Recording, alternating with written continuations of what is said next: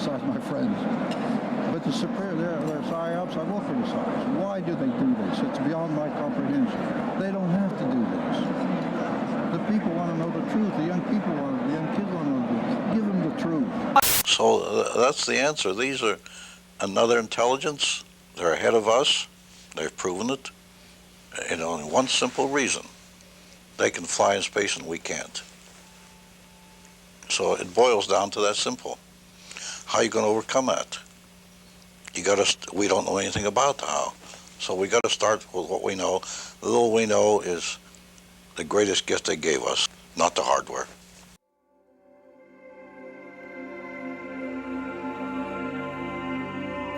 I wasn't at Roswell in 47. 47, I just come back from Italy. I'd been chief of security intelligence in Rome. And in the intelligence business, I was trained really by the British. I was an MI-19. So when I came back, I went to Fort Riley, Kansas. I was stationed there. It was a veterinarian post and we still had horses. And I was instructor at the intelligence school, and we had an aggressor force So one night, I was a post-duty officer.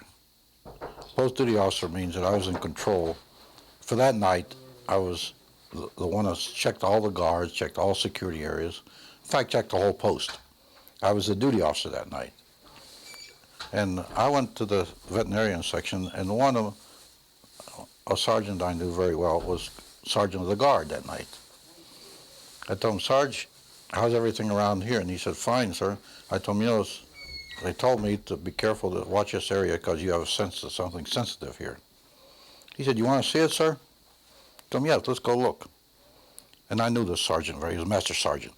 I went back, and there was 5 crates there, like 5 or 6, I think it was 5. I lifted one up, and here's this body there and floating in fluid. And I looked at it about 10, 15 seconds, not much more than that. So I put it back down and I said, Sarge, come on, get out of here now. I don't want to get you in trouble. Because I'm the duty officer, I can go around, walk around here. But you might get in trouble for coming back. Just come on, let's go, come out with me.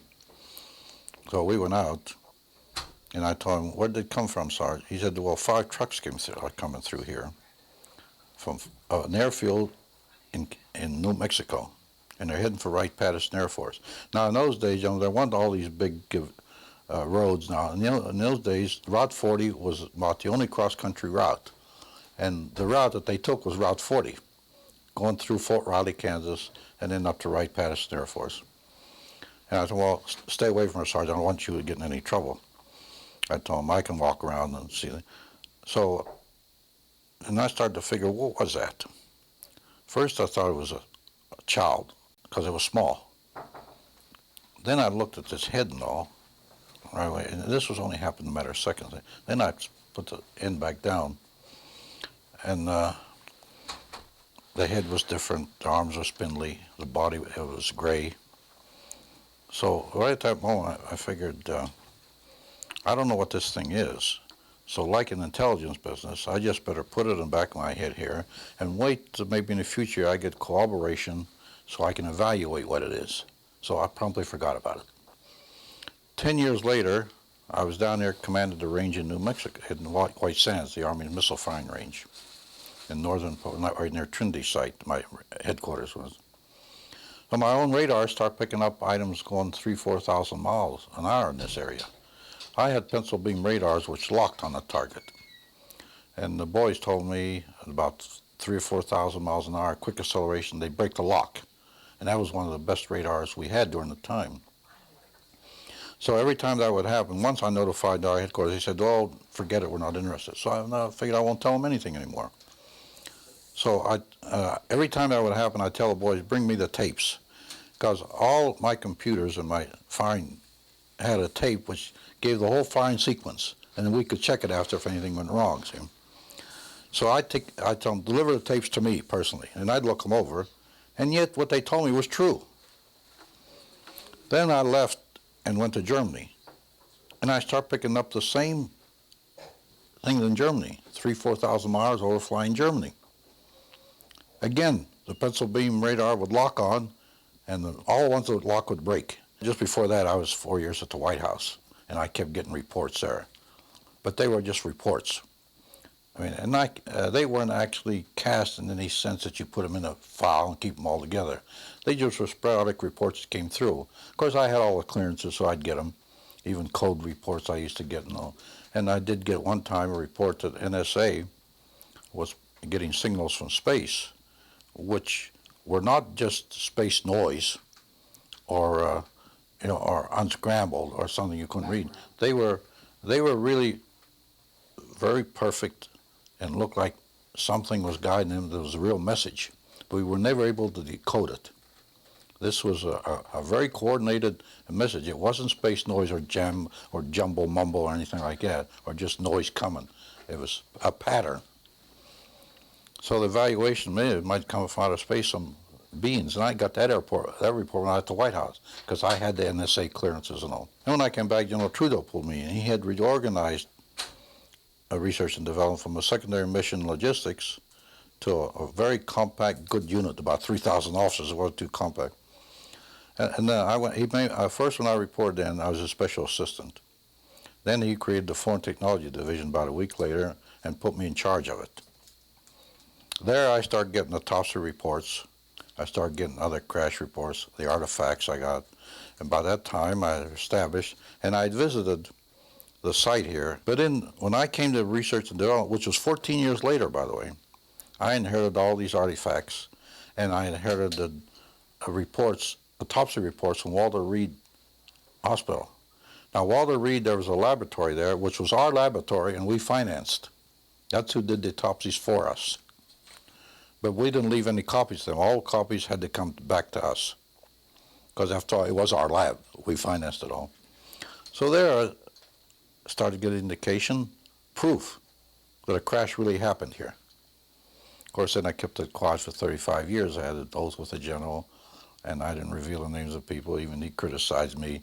He said, 35 years you kept a secret, didn't even tell your family. I thought, why should I tell anybody? No, the general told me, he said, Phil, let's keep it secret. When I die, though, I relieve you of my oath. 3 years ago, the general died. And I started putting all this on paper. My grandchildren, he said, what'd you do during the war? I said, I better leave them a legacy. Really, I had no intention of ever writing a book, being in the military like that. But finally it evolved and gradually moved up. I started to write, and it evolved into this finally. So that's the background, my background, and as I say, I had the evidence that a crash did happen here. And where did it happen? The site that I went to the other day was CNN. Because that's the one, I've been to that site now, that's the 5th time I've been there. The one I saw was at one of the air bases. Yeah, I'm not going to say where it was, but it was there. And that was it. I didn't go in it. And I say that I had a lot of information on what was inside. There was nothing I could gain by going inside and looking at it. I had the drawings, how it looked inside. I had what was in there. And really, to go in, it would have been curiosity. And in those days, I didn't have the time for your curiosity. Wooler Smith is really the man that first put in my mind when nuclear binding coming apart on things. And he was a magnetic, really, he was a genius, and the Canadian government really treated him bad. And then I was supposed to go to his laboratory visiting because the general told me when it was on. The general told him, Smith, he said, Colonel, I have a lot to talk about. I'll let the colonel come up and visit you at your lab on Mayberg on Lake Ontario. Well, I put it off. In 1962, I decided to go up. I called up, and they told me Mr. Smith died of cancer. And I never really got to go to his laboratory. But he gave us a piece of metal that he took from a flying saucer. You exchanged, didn't you? We exchanged, and he brought ours back later. I was going to ask you one last thing. If you only had a moment to speak in open congressional hearings to discuss what happened 50 years ago, what would you say? I say it happened, and I'd add on to that. Give us information to the young people of the world in this country. They want to hear it. They want it. Give it to them. Don't hide it and tell lies and make stories. They're not stupid. They're not young men that'll panic. In fact, my own nephew was a research director of DACO Corporation. He tells me, he says, Uncle Phil, why don't they tell us the truth? We're not going to panic and pull our hair out. And one good example of this, which I always tell, to prove this point, that the young people will want it and they're not going to panic, they want to hear this. And that's one of the reasons I wrote this. Even my own grandchildren now will see it. And I always prove it this way. I commanded a battalion of 1,500 men, combat battalion. Average age of my soldiers was 19 and a half years old. I told my exec one day, my God, Maine, we're sending babies into battle. And these kids, they fought the greatest armies in the world. They didn't run, they didn't panic. They stood there and fought. And why do you think they'll panic? They wanted this information. They deserve it. It's their information. It doesn't belong to the Army or the Department of Defense. It's theirs. If it's classified, take the classification off and give it to them. Who's covering it up now? I mean, is there any one organization? Look, I always say this. Now, here's what I say. The government is so big and so vast that if you leave it alone, it'll cover itself up. When I testified in front of missing prisoners of war in front of Congress, the Senate, and later, not too long ago, in front of the House. And they asked me a question like this, and I told them, look, you know, it amazes me when a Scowcroft, a General Scowcroft, and a Kissinger can come up here in front of you, gentlemen, and say there's no information there. I sent it myself from Tokyo over teleconference over a 2-year period. How can I say that? And all the families were sitting there, and they wanted to hear this, see. Later on, we searched for it, we found it. It had fallen through the cracks. The politicians didn't care. They want their own little bailiwick, their own little ego, and do their own little job and get in the newspapers. If a prisoner's war missing from families, they don't care. And I brought this out when I testified. And the cover-up happens like that sometimes with nobody doing anything. It'll cover itself up and fall through the cracks, as I put it. And we never trusted CIA because in my day, Stalin gave orders to get to this information that came out of Roswell to some of his top scientists and agents. That order went out. And we knew that in the special intelligence that I was in the Pentagon, which was very closely held. KGB trying to penetrate that, but they never did. And we knew that Stalin, they send agents out all over this area here to try to get information on Roswell. And yet we stood back like fools and said it didn't exist. It was a weather balloon. They didn't think it was a weather balloon. Countries in Europe are taking this very serious. They're not like us here. They're not going to put out stories that there were dummies came out of the air or people with big heads. Those people are a little more serious about this than we are. But around here, I'm even surprised to see the reaction from these people. Because somebody like me has never been out like this, you know, and after being in the military, you don't go out and give interviews and write books and things like that. Because when we gave the information out, we gave it out and insisted they take the patents. But also we put a little bit of a requirement on there. Requirement, feed it back to us for the competitive edge of the Army. Take the patents, make all the money you want, but give it to the American people and give it to the world. The Japanese, they interviewed me, and I told them when we put the integrated circuit out, we also gave it to you. I've testified in front of 6 congressional committees. If they want me to, providing it's serious, and they're not going to put it in the archives and just put it away. And when I went to Robert Kennedy, this is a provision I put on, I would testify if I went 4 years to the White House, that something is done with it, not just Congress sitting up there for publicity purpose. I'll go any time they want to. There's no hitch on me. And I'll tell them anything they want, providing they're serious. I won't go up there to help a senator or congressman get elected. Look, there's a lot of stupidity involved, let's face it. Maybe mine was a little stupidity. I kept it quiet so long, but I had an oath with the general that I wasn't going to talk till he died 3 years ago. And also other people involved. And like I told you before, I don't reveal them unless they want to come forward themselves. There's enough electromagnetism in this world where it can draw. So the extraterrestrial, he's a little different. He's composed in a way of cells also, like humans are. This structure has some metallic surroundings, so it has to survive in space from debris in space, which keeps striking it constantly. It'll knock holes in it. So there's a little different strength there that will last a few more years. It is really almost a biological type of biological structure because the extraterrestrial fits in it. but made with a little more strength that's needed in the extra. Remember, these cloners that made these things made them in a way where they would fit in what they wanted them to fit in. The ship itself is maybe a biological type structure because of the cell and the atom structure. But it's all created with more strength because it has to resist more. This being is protected in a way. Now, when this being comes in this world, he will wear a suit, skin-tight suit, which we found. His skin is atomically aligned, and his suit is atomically aligned. That's to repel radiation and harmful effects, even cosmic action. Since he doesn't breathe air, the ones that come alive in this world will have a type of helmet on them. And since he doesn't speak, he has no vocal cords, he will have something that intensifies that transmission, that he maybe can communicate. Well, the body, the head really wasn't that big, but in portions of the body, a small body, it looked big. And the eyes, there was no nose or anything like that.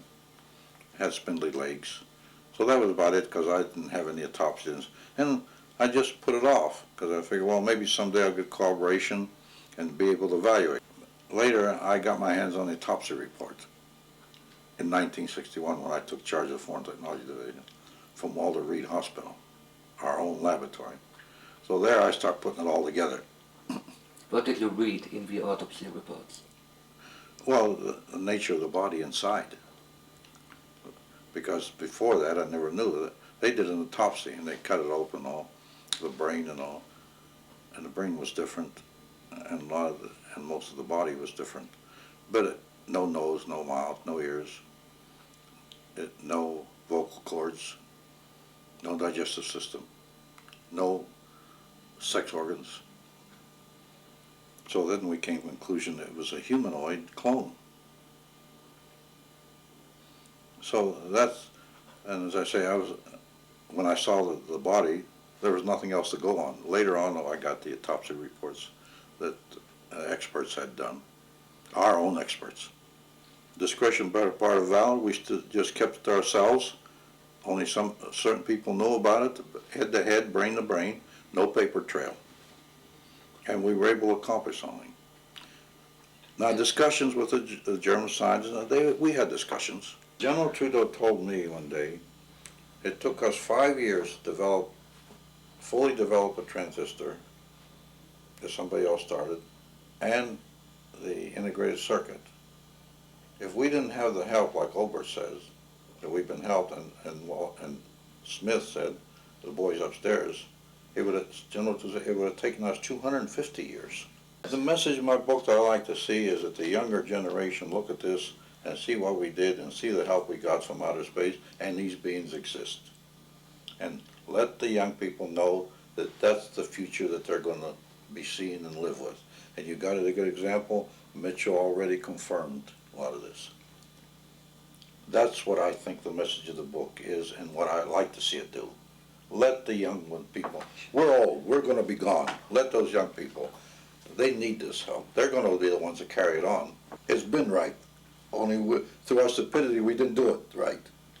Now it's coming out, and look how it's snowballing. The general public is not stupid or dumb. They can recognize a lie or the truth. Give them the truth. I'm trying to tell the younger people, this is it.